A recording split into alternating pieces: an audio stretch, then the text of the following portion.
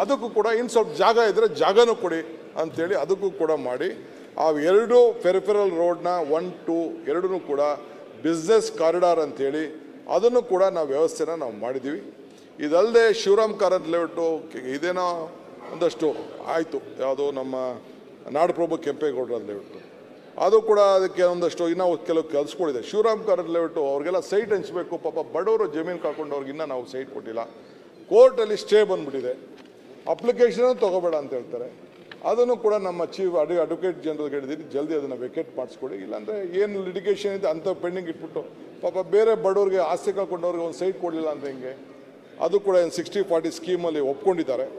ಅದು ಕೂಡ ಸುಪ್ರೀಂ ಕೋರ್ಟಲ್ಲಿ ಡೈರೆಕ್ಷನ್ಸ್ ಬಂದಿದೆ, ಅದು ಕೂಡ ಆಗಬೇಕು ಅಂಥೇಳಿ ಇದಕ್ಕೆಲ್ಲ ಕೂಡ ಪ್ರಯತ್ನ ಮಾಡ್ತಾಯಿದ್ದೀವಿ ಅಧ್ಯಕ್ಷೆ.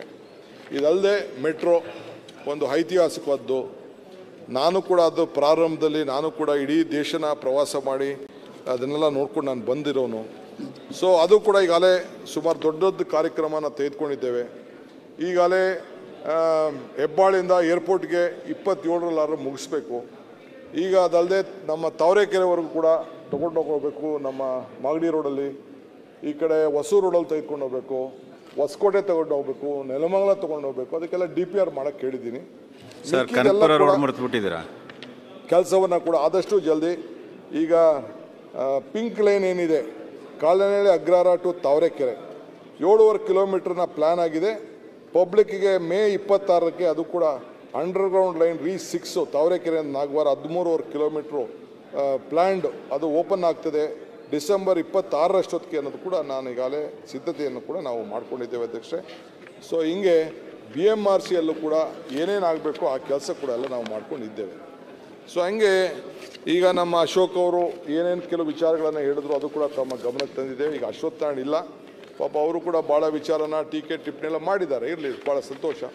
ಅವರು ಟೀಕೆಗಳು ಮಾಡ್ತಾ ಇರಬೇಕು, ನಾವು ಕೆಲಸಗಳು ಮಾಡ್ತಾ ಇರಬೇಕು. ಹಿಂದೆ ಹೇಳಿದ್ದೀನಿ, ಟೀಕೆಗಳು ಸಾಯ್ತವೆ, ಕೆಲಸಗಳು ಉಳಿತವೆ. ಅವ್ರ ಟೀಕೆಗಳೆಲ್ಲ ಸತ್ತೋಗ್ತವೆ. ಬಸವರಾಜ್ ನನ್ನ ಕೆಲಸ ಮಾತ್ರ ಉಳಿತದೆ, ಇಷ್ಟು ಮಾತ್ರ ಹೇಳಲಿಕ್ಕೆ ನಾನು ಬಯಸ್ತಾ ಇದ್ದೇನೆ. ದಯವಿಟ್ಟು ಇನ್ನೇನಿದ್ರು ಕೂಡ ಬೆಂಗಳೂರು ಅಭಿವೃದ್ಧಿಗೆ ನಾವ್ಯಾರು ಪರ್ಮನೆಂಟ್ ಇಲ್ಲ. So no one is permanent here. ನಾವೇನು ಕೆಲಸ ಮಾಡ್ತೀವಿ ಅದು ಮಾತ್ರ ಉಳ್ಕೊಳ್ತದೆ. ಇಷ್ಟು ಹೇಳಲಿಕ್ಕೆ ಬೆಂಗಳೂರು ನಗರಕ್ಕೆ ಮತ್ತು ಫಂಡ್ಸ್ ವಿಚಾರ ಏನೇನು ಫಂಡ್ಸ್ ವಿಚಾರ ಮಾತ್ರ ಈಗ ನಮ್ಗೆ ಭಾಳ ಮುಖ್ಯವಾಗಿರೋದು. ಏನು ಅನುದಾನ ಕೊಡ್ತಾರೆ ಅದು ಈಗ ಎಲ್ಲ ರಸ್ತೆಗಳು ಇವತ್ತು ಮಳೆ ಬಂದು ಹಾಳಾಗಿದೆ. ನಾನು ಸೋಮವಾರ ಹೇಳಿದ್ದೀನಿ, ಯಾಕಂದ್ರೆ ನಾನೇ ನಾಳೆ ಬೆಳಗ್ಗೆ ಒಂದು ನಿಮಿಷ ನಾಳೆ ಬೆಳಗ್ಗೆ ಮೀಟಿಂಗ್ ಇತ್ತು ಈ ಫಂಡ್ಸ್ ವಿಚಾರಕ್ಕೆ. ನಾನು ಬಿಹಾರ್ಗೆ ಹೋಗ್ತಾ ಇದ್ದೀನಿ 2 ಡೇಸ್.